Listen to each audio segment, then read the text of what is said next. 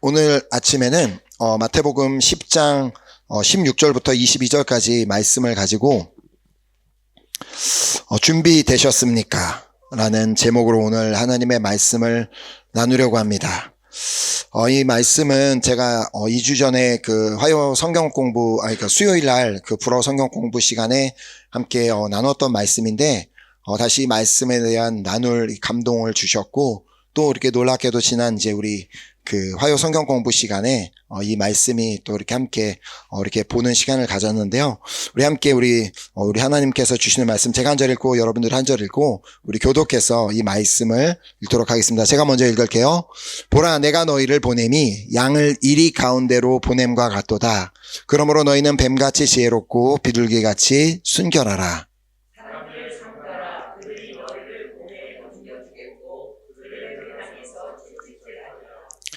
또 너희가 나로 말미암아 총독들과 임금들 앞에 끌려가리니 이는 그들과 이방인들에게 증거가 되게 하려 하심이라. 너희를 넘겨줄 때에 어떻게 너는 무엇을 말할까 염려하지 말라.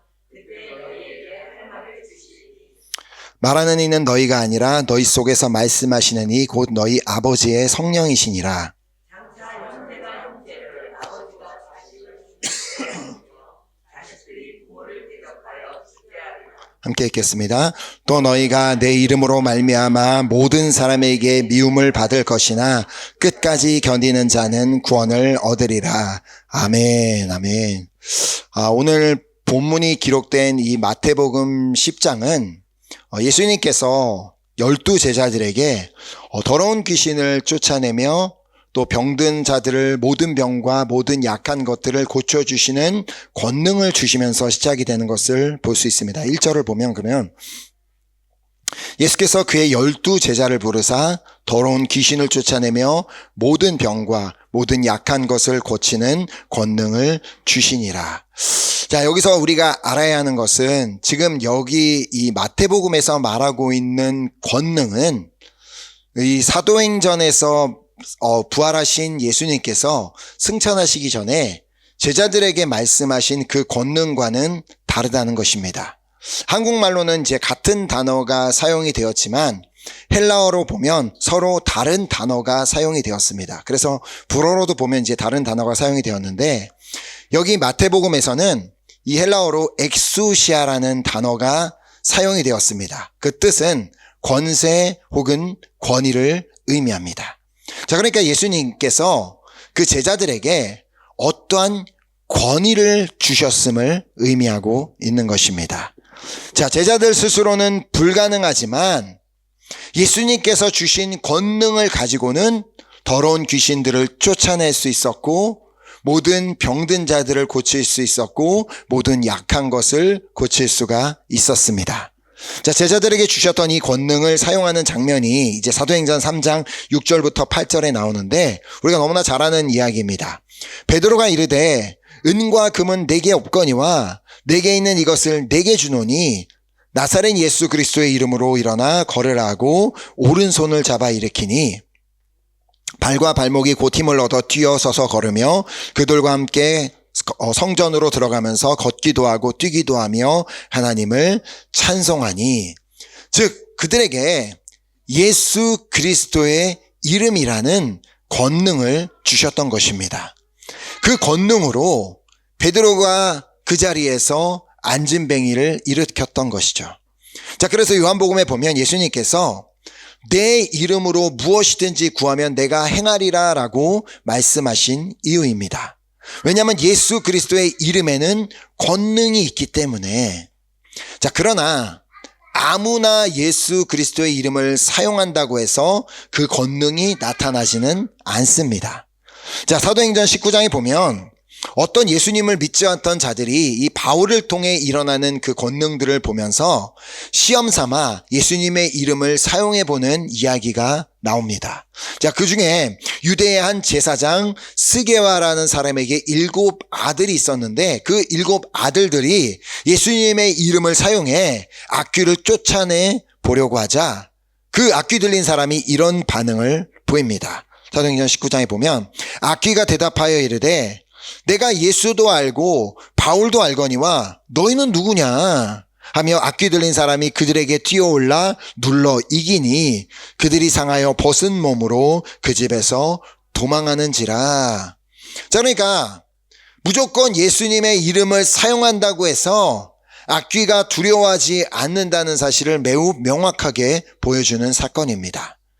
그럼 누가 이 예수 그리스도의 이름을 사용할 수 있겠습니까? 바로 베드로와 요한처럼 또 바울처럼 정말 진짜로 예수님을 믿고 따르는 자가 사용할 수 있습니다. 그런 자들이 사용할 때 예수 그리스도의 그 이름의 권능이 나타나게 된다는 것이죠. 자, 그래서 마가복음 16장에서 예수님이 다음과 같이 말씀하신 이유입니다. 믿는 자들에게는 이런 표적이 따르리니 곧 그들이 내 이름으로 귀신을 쫓아내며 새 방언을 말하며 뱀을 집어올리며 무슨 독을 마실지라도 해를 받지 아니하며 병든 사람에게 손을 얹은즉 나으리라 하시더라.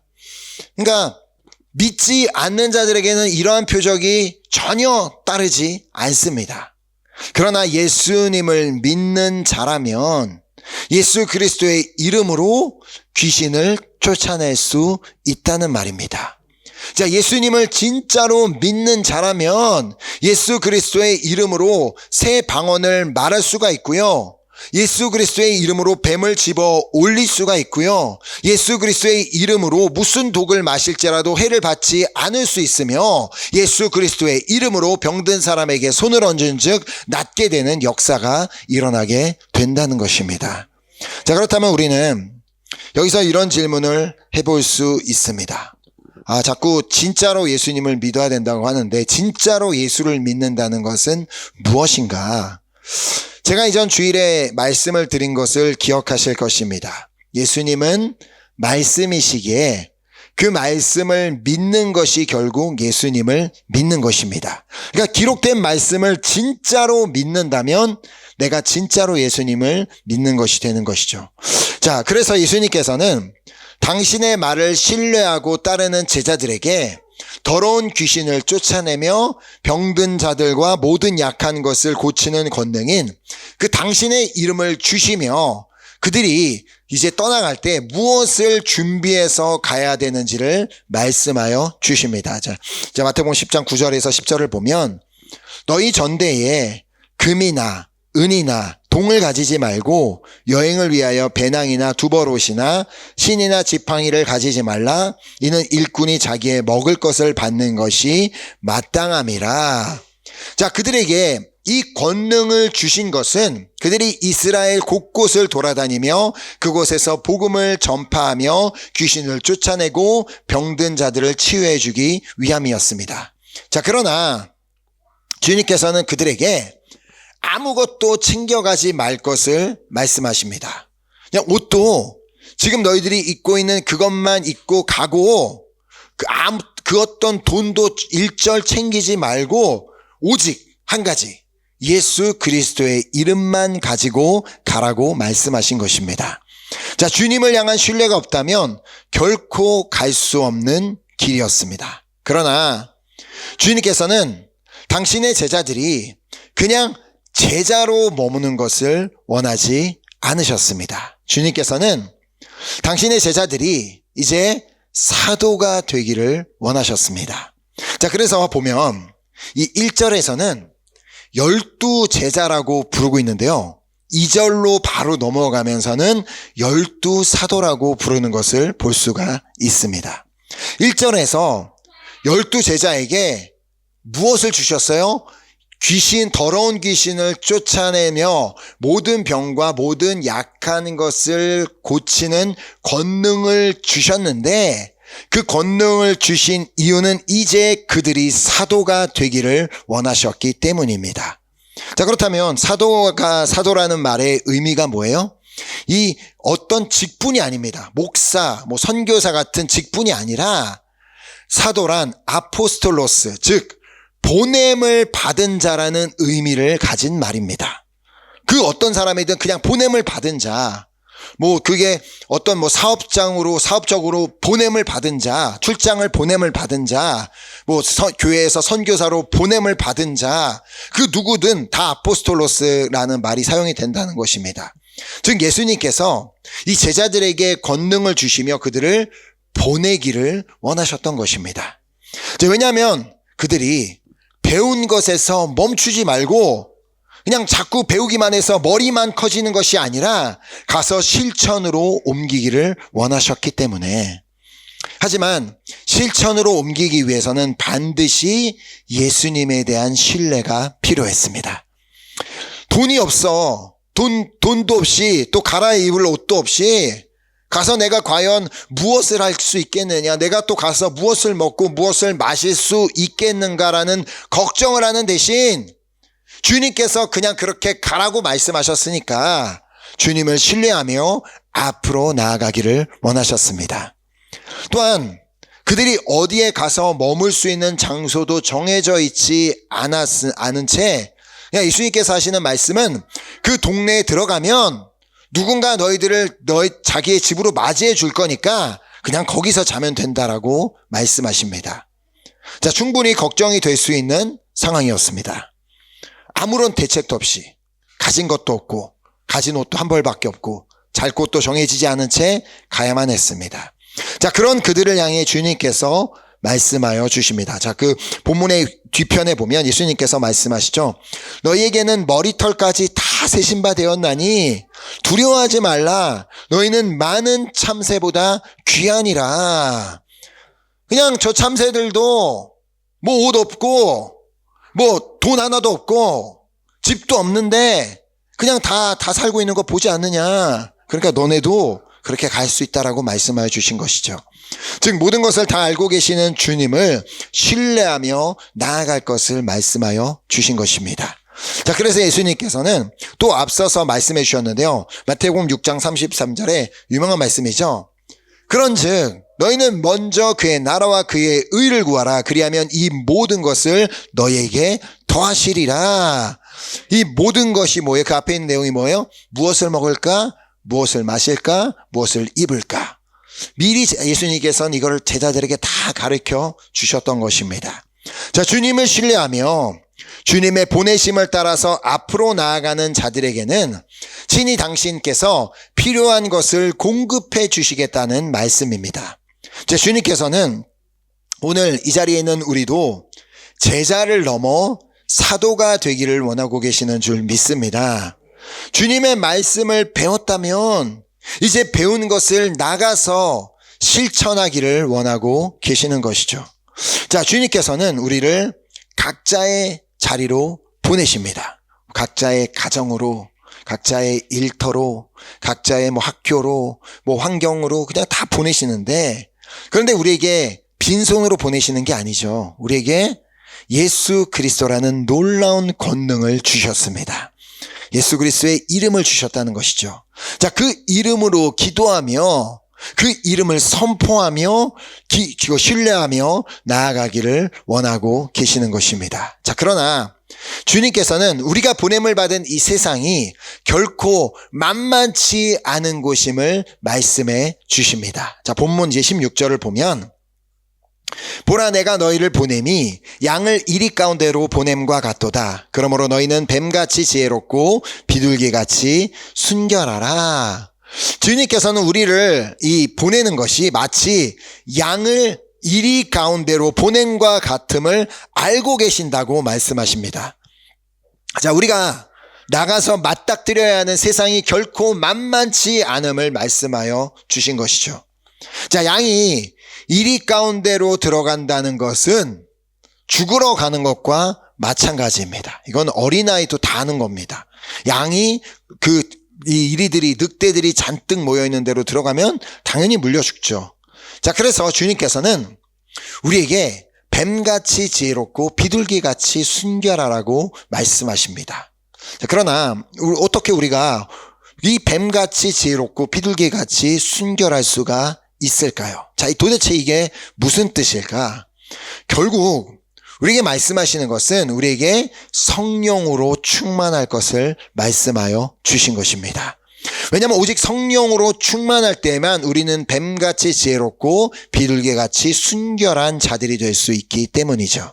자, 이사야서 11장 2절을 보면 우리에게 임하신 성령님이 어떤 분이신지를 말씀하고 있습니다. 자, 이사야 11장 2절 보면 그의 위에 여호와의 영, 곧 지혜와 총명의 영이요 모략과 재능의 영이요 지식과 여호와를 경외하는 영이 강림하시리니. 자, 이것이 우리가 왜 성령으로 충만해야 되는지를 잘 알게 되는 말씀입니다. 왜냐하면 성령님은 지혜와 총명의 영이시기 때문에, 또한 성령님은 모략과 재능의 영이시기 때문에, 또한 예수님은 지식과 여호와를 경외하는 영이기 때문입니다. 자, 그러므로 우리가 성령으로 충만하게 되면 우리가 무엇으로 충만해지는 거예요? 지혜와 총명과 모략과 지식과 재능과 지식과 여호와를 경외하고자 하는 그 마음이 충만해지게 되는 것입니다. 그러니까 성령으로 충만하지 않으면 자연스럽게 여호와를 경외하고자 하는 마음도 멀어지게 되고 그런 그 지혜와 지식 모든 것들이 부족해지게 되는 것입니다. 이제 이렇게 우리가 세상 가운데서 성령으로 충만한 삶을 살아야 하는 이유가 무엇인지를 바로 다음에 이어서 말씀하여 주십니다. 자, 오늘 본문 말씀인데 이 말씀이 지난 화요 성경 공부 시간에도 보았던 말씀입니다. 사람들을 삼가라. 그들이 너희를 공회에 넘겨주겠고 그들의 회당에서 채찍질하리라. 또 너희가 나로 말미암아 총독들과 임금들 앞에 끌려가리니 이는 그들과 이방인들에게 증거가 되게 하려 하심이라. 너희를 넘겨줄 때에 어떻게 또는 무엇을 말할까 염려하지 말라. 그때 너희에게 할 말을 주시리니 말하는 이는 너희가 아니라 너희 속에서 말씀하시는 이 곧 너희 아버지의 성령이시니라. 자, 우리가 이 말씀을 통해 깨닫게 되는 한 가지 사실은 우리가 예수 그리스도라는 그 놀라운 권능, 그 예수 그리스도의 이름이라는 그 놀라운 권능을 받기도 했지만 똑같은 예수 그리스도의 이름 때문에 핍박도 겸하여 받게 된다는 것입니다. 자, 그래서 예수님께서는 우리에게 두 가지 권능을 주셨습니다.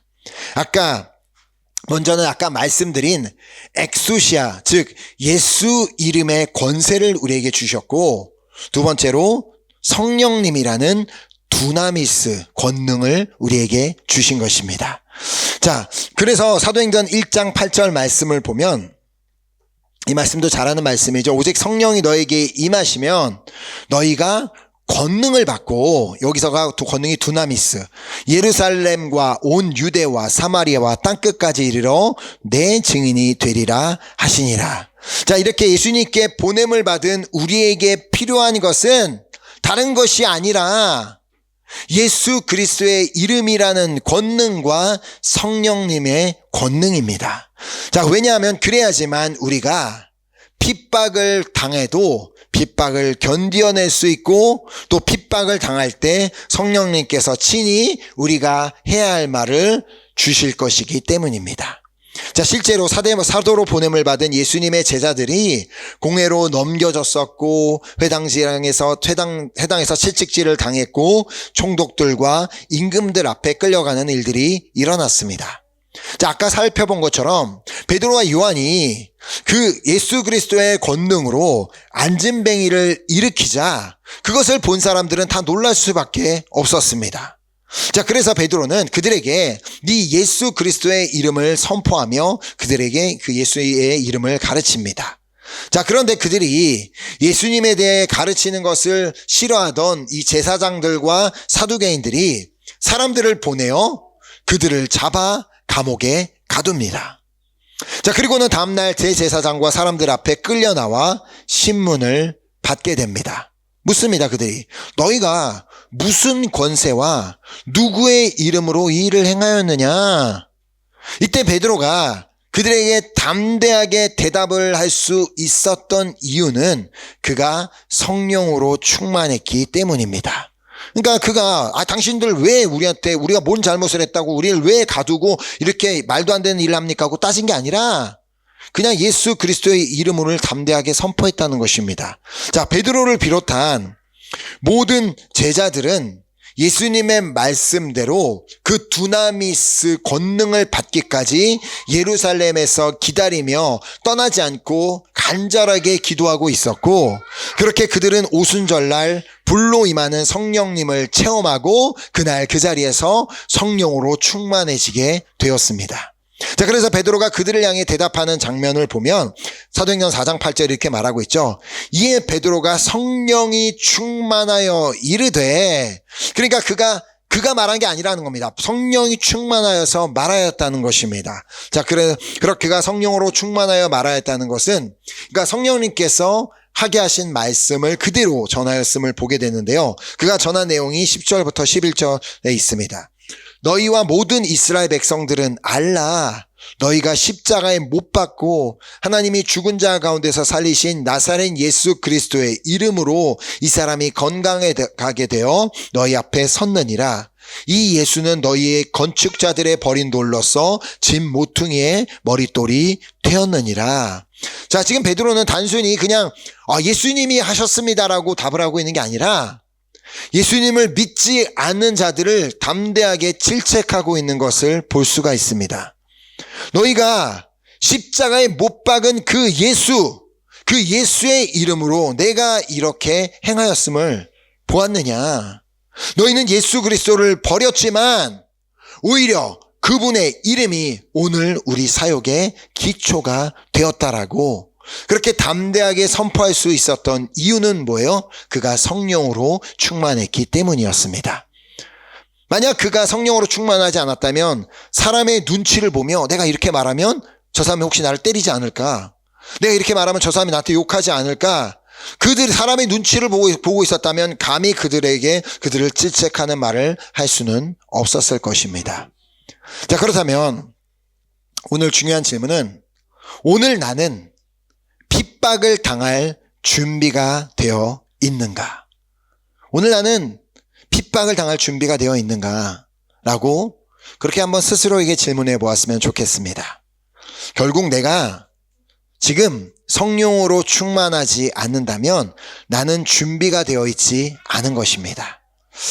우리가 살고 있는 이 프랑스는요, 유럽 내에서 이 가장 많은 반기독교 범죄가 보도되는 나라 중에 하나라고 합니다. 이 2023년 기준으로만 한 해 동안 약 1,000건 이상의 안티 크리스찬 그것이 보고가 되었고, 현재 2025년에도 계속 증가하는 추세라고 합니다. 물론 지금 이제 여기 있는 우리 중에는 예수님을 믿는다는 이유로 직접 공격을 당하거나 핍박을 당한 적이 아직까지는 없을지 모른다 할지라도 앞으로는 어떻게 될지 장담할 수 없습니다.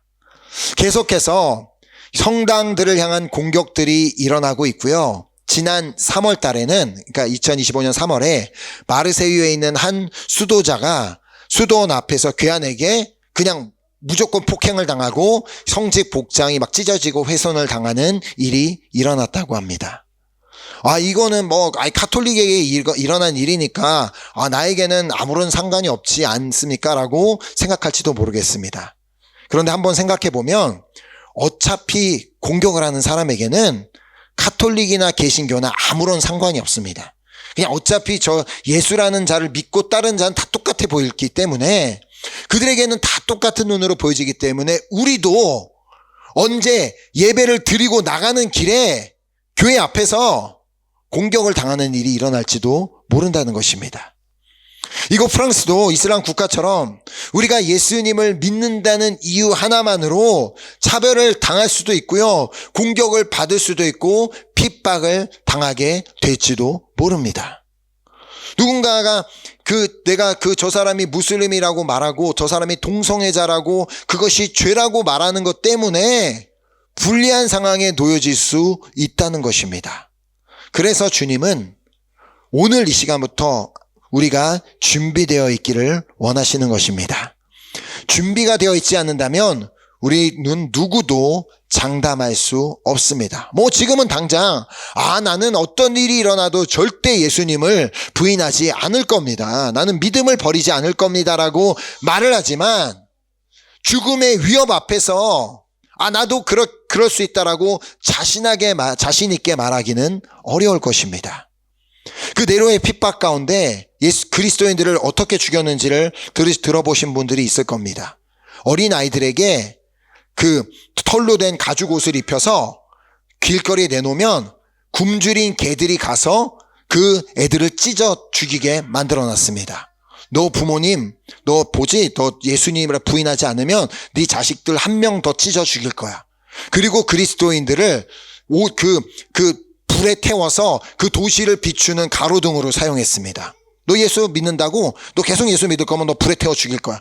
우리가 이런 상황을 만약 당하게 된다면 나는 과연 난 그래도 끝까지 난 예수님을 믿겠습니다라고 그렇게 얘기할 준비가 되어 있냐는 것입니다.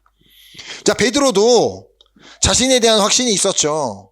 나는 무슨 일 죽을지언정 끝까지 주님을 따르겠습니다라고 했지만 결국 그도 두려움 앞에서 예수님을 3번이나 부인했다는 사실을 우리는 잘 알고 있지 않습니까? 자, 그래서 우리 주님께서는 오늘 우리도 이 핍박을 견디어낼 준비가 되어 있어야 한다고 말씀하시며 그 이유가 무엇인지를 말씀하여 주시는데요.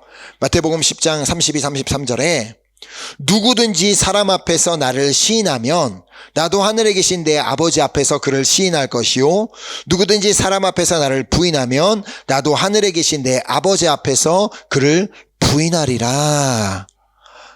핍박 앞에서 주님을 부인하게 되면 주님께서 그래요 괜찮아 어쩔 수 없었지 죽을 위기였는데 그거 한번 부인할 수도 있지 라고 그러신 게 아니라 우리를 부인하실 것이라고 단호하게 말씀하고 계십니다. 어떻게 지난주 주일날 말씀하신 것처럼 하나님은 사랑이시라며 어떻게 우리가 한번 그랬다고 우리를 부인할 수 있습니까? 라고 생각할 수도 있지만요. 아니요. 하나님은 우리를 사랑하시기에 우리가 어떠한 상황에서도 주님을 부인하지 않고 시인하는 자가 되기를 원하시기에 우리에게 성령을 보내셔서 우리를 돕고 계십니다. 이미 말씀을 통해 다 주셨고 너희가 성령으로 충만해야지만 그 핍박을 견뎌낼 수 있을 거야 라고 말씀해 주셨지만 그러나 내가 듣지 않고 귀를 닫고 내가 부인하기로 결단하고 그리고 나서 돌이키지 않는다면 주님도 우리를 부인하실 수밖에 없는 것입니다. 저는 이 자리에 있는 우리 모두가 핍박당할 준비가 되어 있기를 소망하며 축복합니다. 우리에게 주신 그 예수 그리스도 이름의 권세를 가지고 날마다 성령으로 충만하기를 구하며 살아갈 때에 우리는 어떠한 핍박 가운데서도 주님을 부인하지 않고 끝까지 믿음의 길을 가며 주님을 따라가는 우리 한 사람 한 사람이 될 줄로 믿습니다. 마지막으로 이 마태복음 10장 오늘 본문 22절 말씀을 읽겠는데요. 이 말씀이 정말 우리 마음에 새겼으면 좋겠습니다. 또 너희가 내 이름으로 말미암아 모든 사람에게 미움을 받을 것이나 이런 일이 일어날 것이라는 것입니다. 그러나 끝까지 견디는 자는 구원을 얻으리라. 아멘. 끝까지 견디는 자는 구원을 얻으리라. 누가 끝까지 견딜 수 있어요? 성령으로 충만한 자. 성령으로 충만한 자만이 오직 끝까지 견딜 수 있습니다. 그러니까 예수 그리스도의 이름이라는 권능을 가지고 날마다 기도하며 날마다 그 두나미스 권능 그 성령으로 충만할 때 우리는 끝까지 견뎌서 결국은 구원에 이르게 될 줄 믿습니다. 아멘. 오늘 우리가 함께 그 귀한 믿음을 가지고 함께 우리 다시 한번 우리 아까 드렸던 찬양 드리고 우리 기도하는 시간 갖도록 하겠습니다. 어쩌면 우리가 이 핍박이라는 이 단어를 들을 때 그렇게 크게 와닿지 않을 수 있습니다. 물론 감사하게도 우리는 전 세계에 핍박당하고 있는 그리스도인들을 위해 기도하고 있고 또 매주 주일마다도 이렇게 기도 제목들을 나누며 기도하고 있는데요. 그들이 처한 상황을 우리는 진짜 처해보지 않아서 얼마나 그것이 고통스럽고 힘든지 우리는 알지 못합니다. 그런데 분명히 언젠가는 우리도 몸소 그것을 체험하는 날이 오게 될지 모릅니다. 아니, 주님께서 오게 된다고 말씀하십니다. 그래서 주님께서는 우리가 준비되어 있기를 원하십니다. 그때 다 돼서 이렇게 어떻게 하려고 해서 안 됩니다.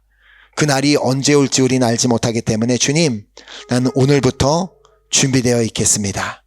준비가 되어 성령으로 충만하여 그 어떤 핍박이 온다 할지라도 나는 그 핍박을 견디어낼 준비가 되길 원합니다. 라는 그 귀한 마음을 가지고 이 찬양의 고백이 나의 고백이 되어 정말 믿음으로 선포하며 우리 함께 찬양하고 우리 기도하도록 하겠습니다.